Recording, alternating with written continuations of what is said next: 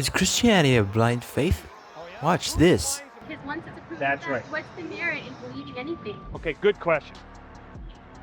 But ma'am, I'm not going to trust him if the evidence is that he's a thief and a con artist.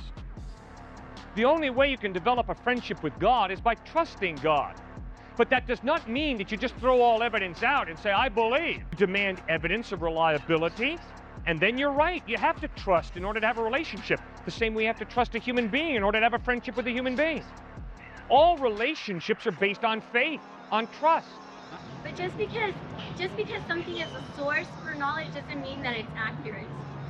Like you have to make a distinction between the fact that something comes from the same time or comes from roughly the same time. That doesn't mean it's necessarily accurate. And just because certain facts surrounding it are accurate don't necessarily mean that the meat of the story is accurate. I thought your points were very clear.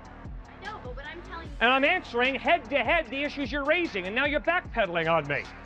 You're claiming, this is what you're saying, according to you, that spirituality depends on, in this instance, Faith on in Christ. being true. Well, I'm saying that just because it's true, some of the history surrounding it does not necessarily mean that the rest of it has to be true.